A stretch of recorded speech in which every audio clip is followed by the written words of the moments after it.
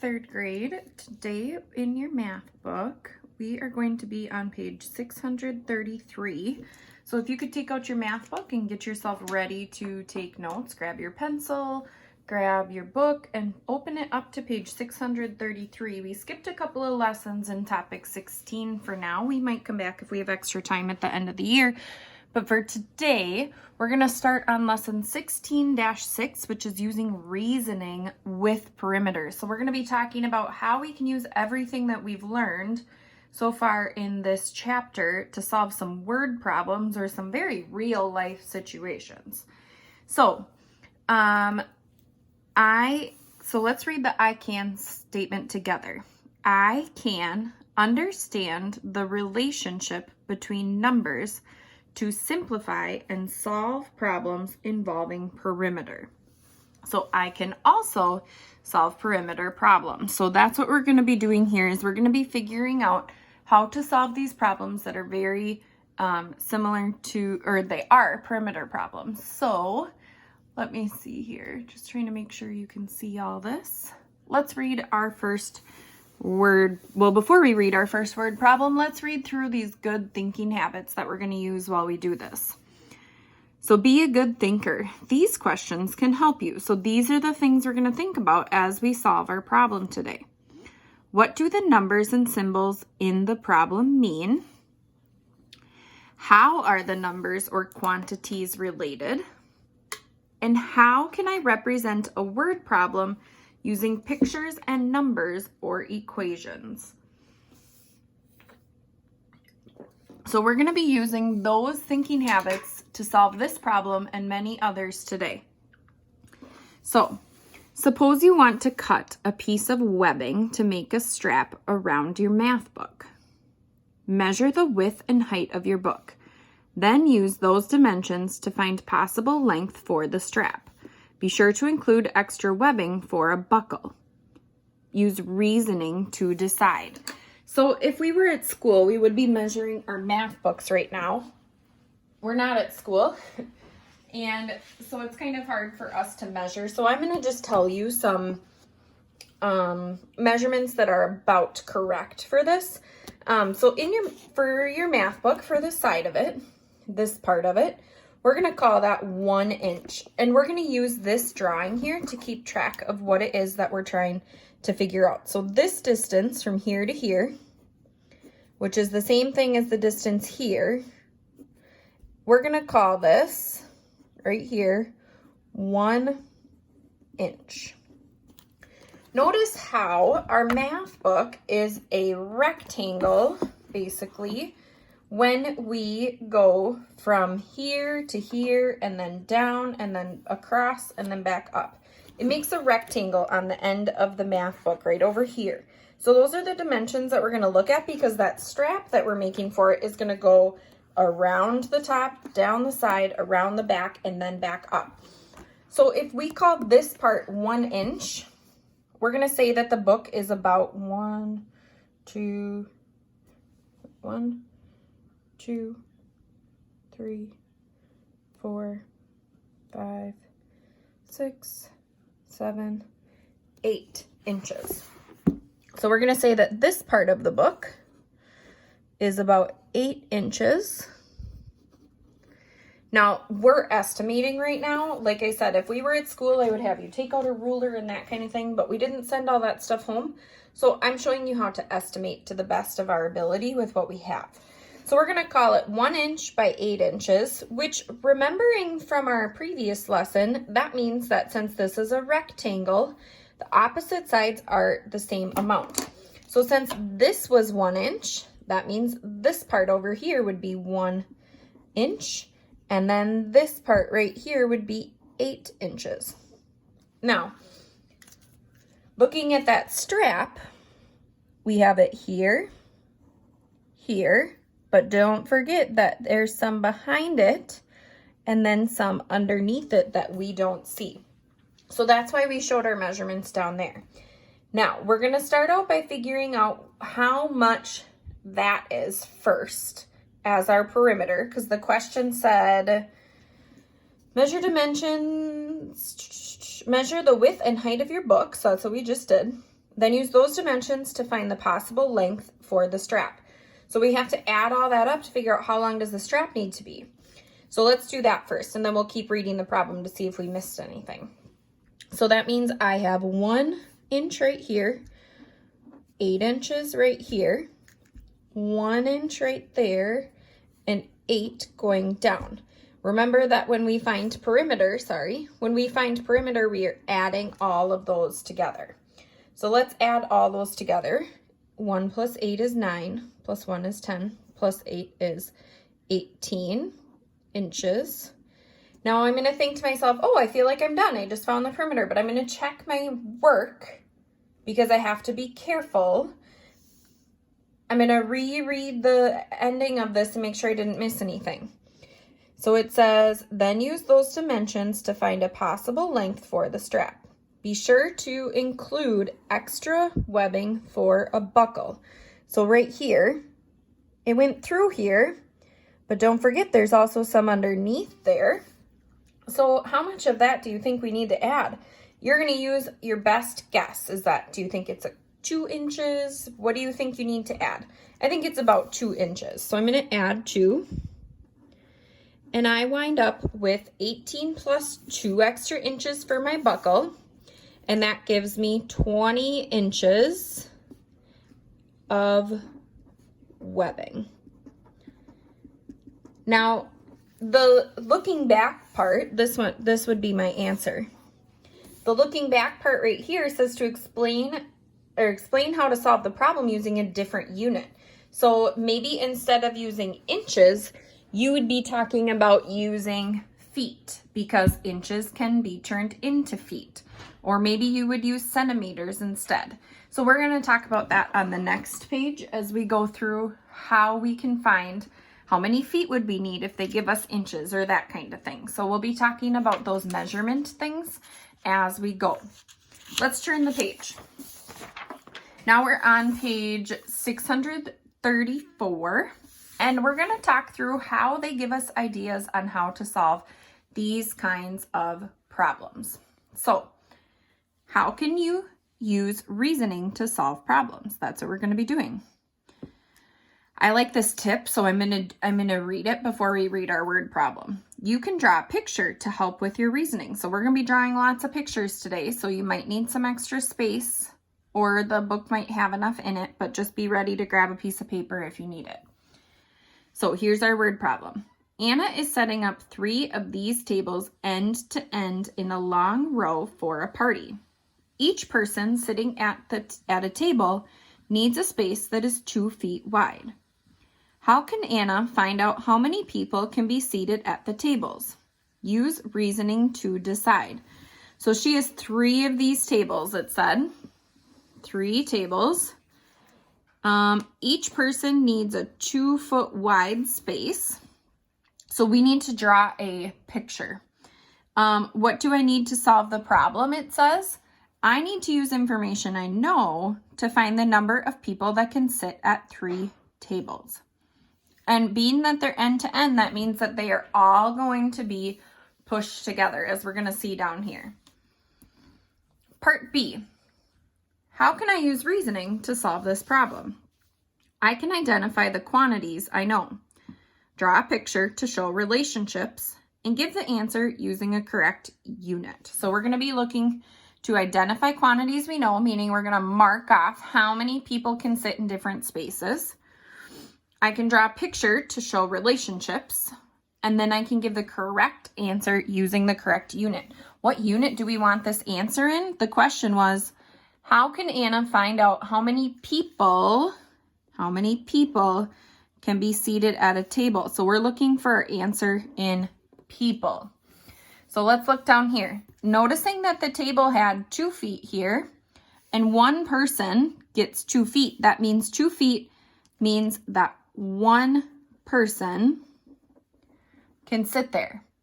If there's 4 feet and each person needs 2, that means one person can sit there and one person can sit there. That means that we can fit 2 people where the table is 4 feet. So let's look down here.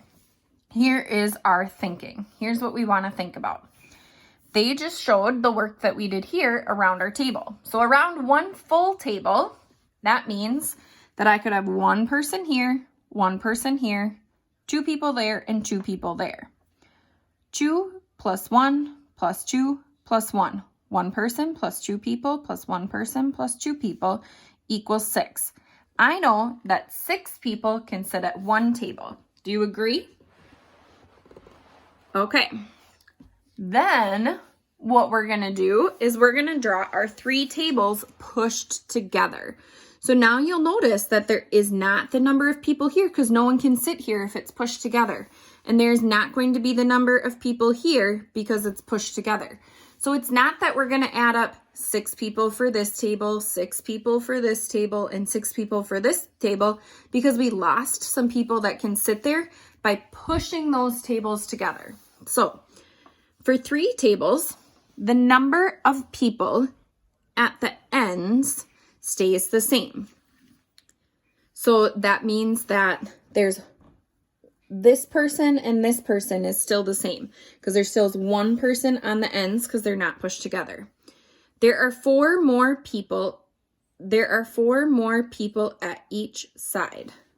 So we have, let's see, 6. How did they come up with 6?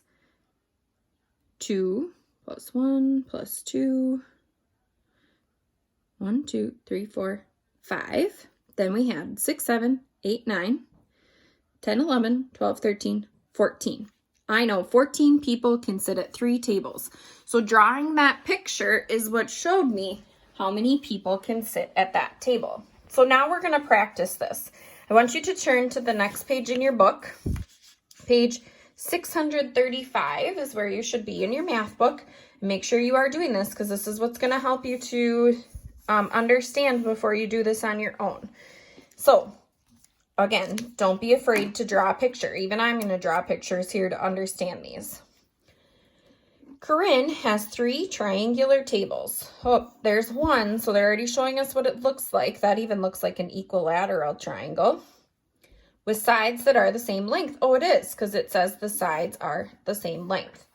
She wants to know how many people she can seat if she puts tables together side to side in a row. Each person needs a space of 2 feet. How many people can be seated? So we have 4 feet here, which means since they're all the same size, we have 4 feet and 4 feet on each side of the triangle. But remember, it said here, each person needs 2 feet. So I can cut each of these sides in half because half of 4 is 2. And that means I can have one person here, one person here. That means 4 feet means 2 people. 4 feet here means 2 people. And 4 feet there means 2 people. So it says describe the quantities given. So what can we say about that? We can say that since it is an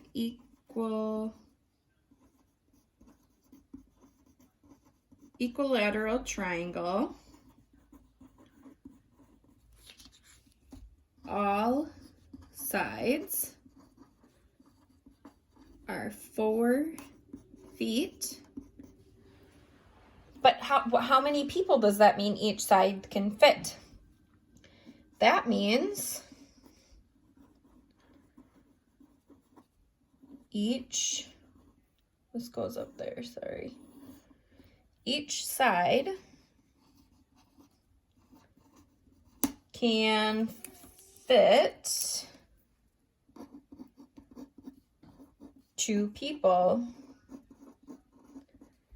But remember, we're going to end up connecting more tables to this, right? Side to side. So each side can fit 2 people if it is. Sorry about that, boys and girls. My alarm on my phone went off and it stopped the video. So we're going to start back over with this problem. We were just explaining what the triangle was explaining to us. So we have each side is 4 feet.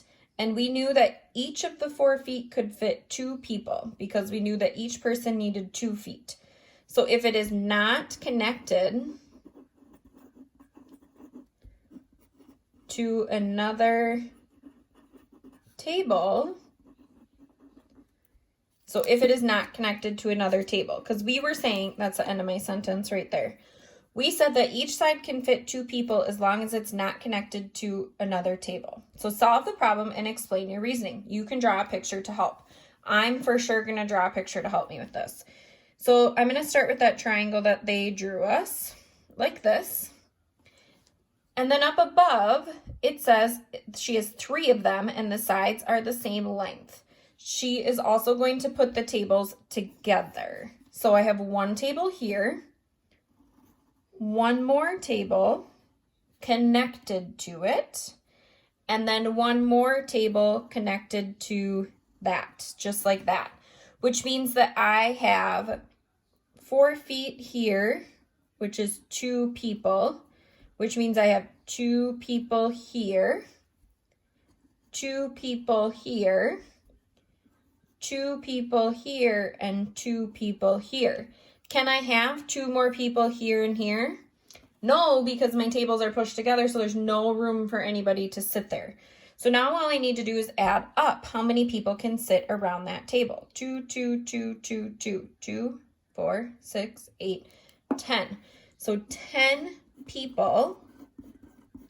People is my label because it said each person needs a space of 2 feet. How many people can be seated? 10 people can be seated. All right, hopefully that makes sense to you. Now we're going to go down here. I want you to try this problem on your own. It's independent practice. Let me read it to you first. Tito has 3 trapezoid blocks. Here's what one looks like. He wants to find the perimeter of the blocks when he places them together side by side in a row. So first you're going to describe the quantities given. So first describe what you see on here. So say what you see on the bottom and then what all the other measurements are. And say how many blocks he has. And then you're going to solve the problem by explaining your reasoning. You can draw a picture like we did here to help. So pause the video and do that. Now that you've solved it on your own, when you're describing the quantities given, you should have something like the bottom is 5 centimeters, or the longest side is 5 centimeters, and then the 3 other sides are equal. That's a good answer. Then we need to solve the problem and explain our reasoning. To solve the problem, you're going to want to start, if you didn't, by drawing a picture of what those 3 blocks are going to look like when they are connected. So notice that I have a long side here, that's 5. Then I put my long side here so that it could be straight connected. You could have connected them a different way probably, but each trapezoid needs to have all these measurements. So there's a 5, here's a 3, 3, 3, because if I have a 5, the rest of my measurements are 3 centimeters according to my picture. So here's my 5, here's my 3, here's my 3, here's my 3, here's my 5, 3, 3, and 3. Now, to find out what my answer is, it says he wants to find the perimeter of the blocks when he places them together. So for perimeter, now that they're pushed together, we are only talking about this outside distance around it. We're not worrying about these 2 inside because that's not a part of the perimeter. The perimeter is all the distance around. So now we just need to add all these up, and hopefully you did that. 3 plus 3 is 6, plus 5 is 11. Then I have 3 plus 5, 8, 9, 10, 11 again for here. Then 3 plus 5 is 8. It doesn't matter how you added it. I just tried to break it up for myself. 8 plus 1 is 10. And then 1 plus 1 is 3. So 30 centimeters is the perimeter around those blocks. And hopefully you got that also. All right, now flip over the page. And I want you to pause the video and work your way through this whole page. I know it looks like a lot, but really it just broke it up for you. When you come back, I want you to come back and check your answers with my work, but I want you to try doing it on your own. So let's pause the video and do it on our own, and then come back and we'll talk through it.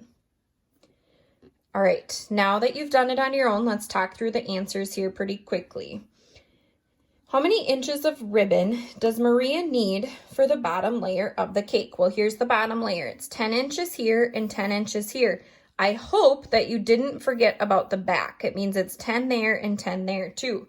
So for the bottom layer, I need 10 times 4. It's a square, so I have 10 times 4 sides, which equals 40, and my measurement is inches. All right. How long is a side of the middle layer? Explain how your answer makes sense.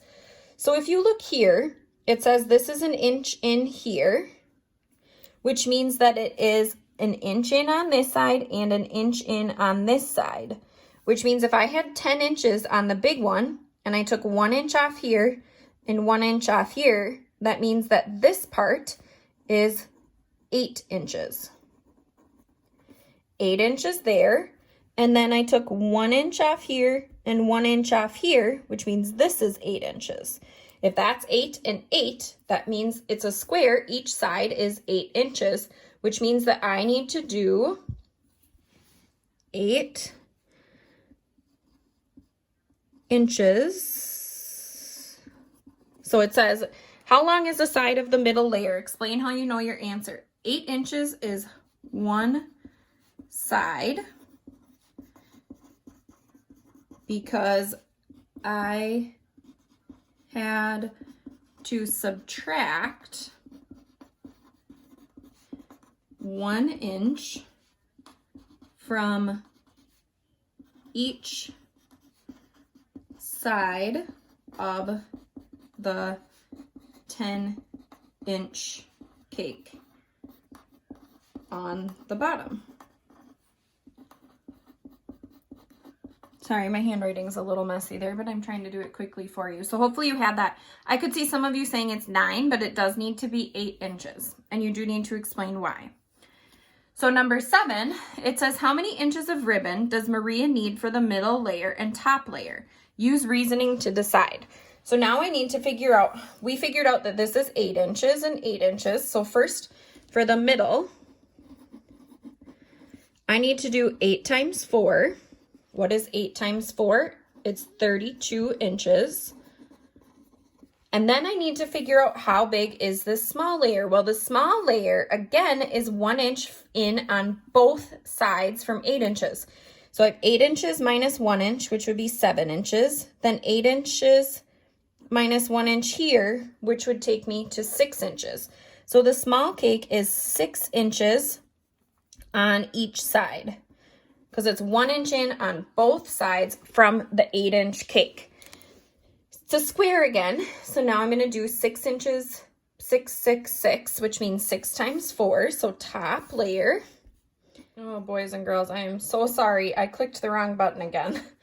So now on my alarm, and so it went off again and stopped my video. I'm so sorry. But now the top layer of my cake, which is what we're trying to figure out on here, is 6 times 4, which equals 6 times 4. We're finding that distance around the top layer, the distance around for the ribbon. 6 times 4 is 24 inches. So here it said, how many inches of ribbon does Maria need for the middle layer and the top layer? So now I have to add these two together. So 2 plus 4 is 6, and 3 plus 2 is 5. So 56 inches around for these two. So now Maria says that if she buys 100 inches of ribbon, she will have enough ribbon for all 3 layers. So now what I need to do is find out what is 56 for the top 2 layers plus the bottom layer, which was 40. So I need to do 56 plus 40. 6 plus 0 is 6. 5 plus 4 is 9, so 96 inches. So Maria says that if she buys 100 inches of ribbon, she'll have enough ribbon for all 3 layers. Is that part correct? Yes. But then Grace says Maria needs more than 100 inches of ribbon. Who is correct? So who was correct? Maria is correct because she needs only 96 inches, which is less than 100 inches. Now, if you are confused or this was too fast for you, it's a video. So the nice part about it is you can pause and you can go back and re-listen to any part along the way. Okay? For your assignment today, you're going to do quick check 16-6 and make sure that you ask your teacher for help if you have it. Also, be sure to draw pictures along the way. That'll be your best way to get your answers.